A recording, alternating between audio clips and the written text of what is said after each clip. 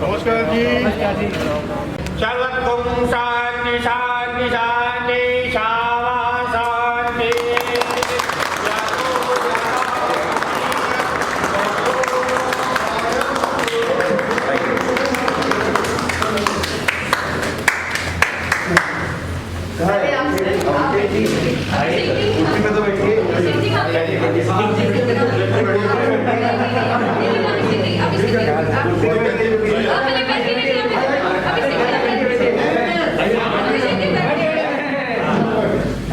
देखिए कुर्सी एक समान में खाली है।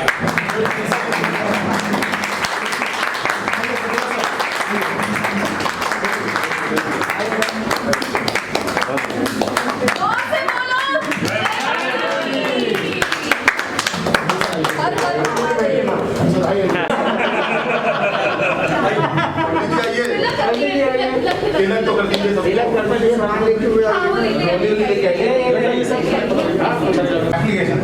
नेटवर्क ऑफिस बुलाया है के लिए मालिक मेरा नॉलेज में कर देना।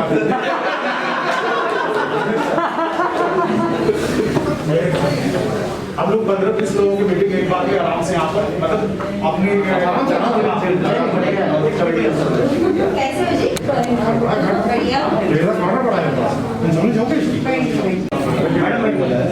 बढ़िया श्वेता जी पवन जी को बैठाइए।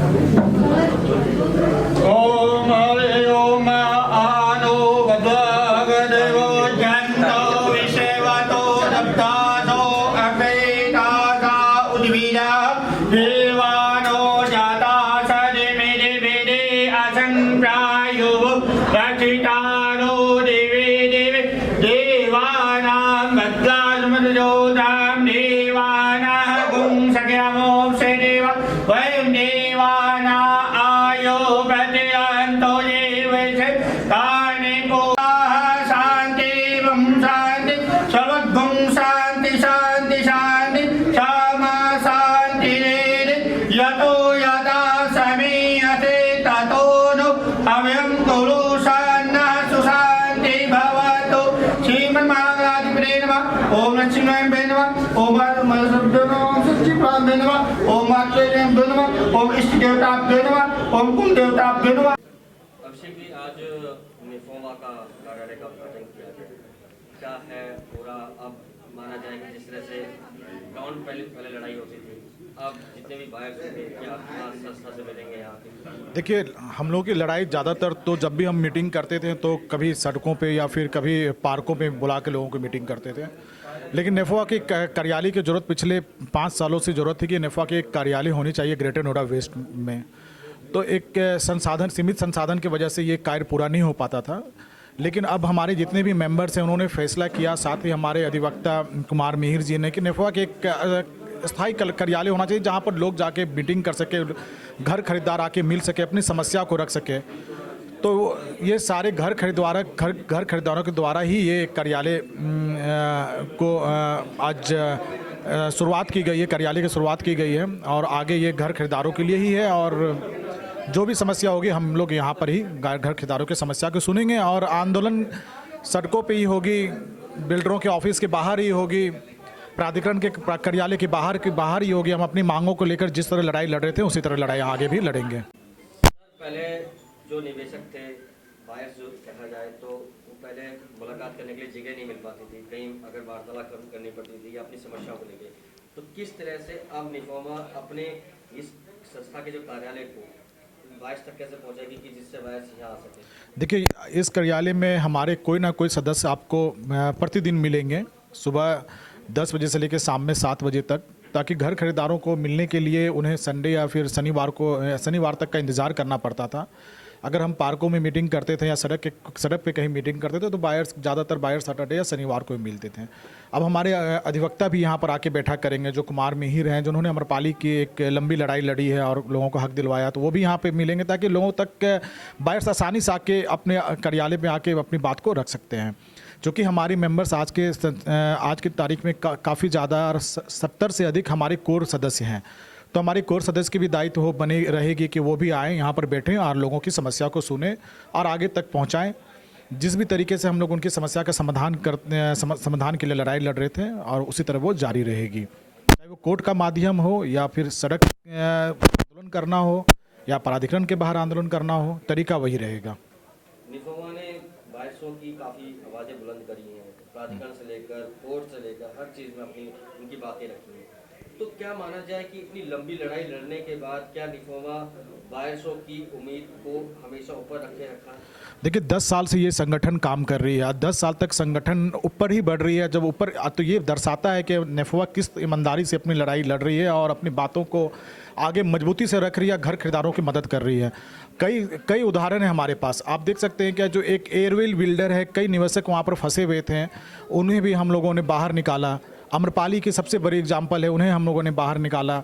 अब अर्थ इंफ्रास्ट्रक्चर जो डेवलपर्स हैं, जो पूरे भारतवर्ष में एक धोखाधड़ी करके रखा हुआ, आज उन्हें भी जेल भेजने का काम नेफवा ने किया। तो नेफवा एक लंबी लड़ाई लड़ रही। साथ में नेफवा के समाज में जो लोग शिफ्ट हो चुके हैं उनके लिए भी कुछ कार्य कर रही है। जैसे यहाँ पे ग्रेटर नोएडा वेस्ट में आप देखेंगे सड़कों की समस्या है, नालियों की समस्या है, पानी की समस्या है, तो उसकी भी लड़ाई हमारी संस्था के लोग लगातार लड़ रहे हैं। तो और साथ ही सामाजिक काम भी कर रहे हैं हम लोग। जैसे बच्चों को, जो गरीब बच्चे हैं, जो हमारे घर में मैड काम कर रही है, उनको एक शिक्षा देने का कार्य भी नेफवा कर रही है। नेफवा के एक नेफवा शिक्षा अभियान चलता है जिसके तहत हम बच्चों को शिक्षा भी देते हैं। साथ ही हम 5 रुपये में दादी की रसोई के तर्ज पे 5 रुपये में लोगों को खाना भी खिलाने का कार्य करते हैं। तो नेफवा इस तरह आगे भी कार्य करते रहेगी। पर्यावरण के विरुद्ध भी हम लड़ाई लड़ रहे हैं। सर, अमरपाली की बात करें तो क्या माना जाए इतनी लंबी लड़ाई लड़ने के बाद निवेशकों को घर नहीं मिला? आने वाले 3 सालों में आप मतलब इस 2021 में आप ये मान के चलिए कि कई सारे अमरपाली के घर खरीदार अपने घर में रहेंगे और आने वाले 3 साल में लगभग सारे अमरपाली के घर खरीदार अपने घर में ही रहेंगे। अमरपाली जिन्होंने घर खरीदा तो सबको घर मिलेगा, क्योंकि ग्रेटर नोएडा वेस्ट में 36,000 और पूरे नोएडा और पूरे भारतवर्ष की हम बात करें तो 42,000 बायर फंसे हुए थे। सबको इंसाफ जरूर मिल चुका है, कार्य चल रहा है। एनबीसीसी तेज़ी से काम कर रही है और सुप्रीम कोर्ट के निर्देश पे ही सारी चीज़ें हो रही है। और मुझे उम्मीद है, भरोसा है कि अगर भारत में सुप्रीम कोर्ट पे अगर विश्वास नहीं कर सकते तो हम लोग किसी पे भी विश्वास नहीं कर सकते हैं। तो अब अम्रपाली तो कहीं है नहीं, तो सुप्रीम कोर्ट को ही हम लोगों ने बिल्डर मान लिया। अब सुप्रीम कोर्ट हमारे घर बना रहे हैं और जो घर बनाने का कार्य कर रही है वो एनबीसीसी कर रही है। तो एनबीसीसी एज ए कॉन्ट्रैक्टर है और सुप्रीम कोर्ट जब डेवलपर बन जाए तो निश्चित तौर पर हर अम्रपाली घर खरीदार को घर मिलेगा। श्वेता जी, माना जाए कि जिस तरह से निफोमा ने जो है 12 साल हो गए हैं बायसों की आवाज़ उठाते पहले सड़कों से लेकर तो जितने भी इनके बिल्डर्स ऑफिस हैं वहाँ अपनी आवाज़ बुलंद करी, जिससे कि काफ़ी निवेशकों को उनका घर भी मिल चुका है। अब क्या कहेंगे, अब ये कार्यालय खुल गया है तो अब उनको दिक्कतें नहीं आएंगी निवेशकों बायसों को या अपनी समस्या को बता रहे हैं? बिल्कुल, आज से करीब 10 से 11 साल पहले हमारी लड़ाई शुरू हुई थी और नेफवा बना था और तब हम सड़कों पर और पार्कों में मिलते थे। एक हमारे पास जगह की समस्या थी, आज जाकर वो समस्या हमारी ख़त्म हुई है। हम अपने जो भी हमारे फ्लैट खरीदार साथी हैं उनकी बात सुनने के लिए हमें एक पर्याप्त जगह मिला है और बिल्कुल हमारी कोशिश यही रहेगी कि जिनकी जो भी समस्याएं हैं, या तो वो फ्लैट खरीदारों की समस्याएं हों या यहाँ जो जिन्हें फ्लैट मिल चुका है, जो रेजिडेंट्स हैं, उनकी भी कई सारी समस्याएं होती हैं। तो वो सभी यहाँ आकर कार्यालय में आकर अपनी समस्या बता सकते हैं। हम सप्ताह के अंत में मीटिंग करते हैं, तो मीटिंग के लिए भी एक जगह हमें मिल गई है जहाँ की करीब 50 से भी अधिक बायर यहाँ पे आकर अपनी समस्या सुना सकते हैं और हमारी इस जो ऑफिस में आकर हम अपनी बात रख सकते हैं। जी, क्या माना जाए कि 10 से 12 साल हो गए लड़ाई को लड़ते हुए, तो क्या बायसों की संख्या बढ़ी है अपनी परेशानियों की या फिर घटी है? कहीं देखिए, इस सवाल का जवाब तो मैं ऐसे दूंगी कि काफ़ी समस्याएं जो हैं वो उन्हें एक रास्ता मिला है, समस्याएं सुलझी हैं। ऐसा नहीं है कि समस्याएं बिल्कुल नहीं सुलझी हैं, लेकिन हाँ, समस्या काफ़ी बड़ी है, काफ़ी लंबी है, तो समस्या के सुलझने में टाइम लगता है, वक्त लगता है। तो और अब क्या, पहले क्या था कि फ्लैट खरीदारों की समस्याएं थी और अब रेजिडेंट्स की भी समस्याएं सामने आ रही हैं। बिजली पानी की समस्या है, सिक्योरिटी की समस्या है और लॉ एंड ऑर्डर की समस्या है। जो जब एक शहर बसता है तो समस्याएं भी बढ़ती हैं। तो उस हिसाब से देखा जाए तो समस्याएं कहीं ना कहीं बढ़ रही हैं धीरे धीरे। तो उन सभी समस्याओं को नेफोवा सुन रहा है और उसके समाधान के लिए पूरी जो कोशिश होती है, प्राधिकरण के साथ मीटिंग होती है और जो यहाँ के अधिकारीगण हैं उनके साथ हम लगातार मिलते रहते हैं, उन समस्याओं को रखते हैं। तो हमारी कोशिश यही है कि जो भी समस्याएं, चाहे वो बढ़ रही हो घट रही हो, समस्याओं को ख़त्म करना ही हमारा नेफोवा का उद्देश्य है।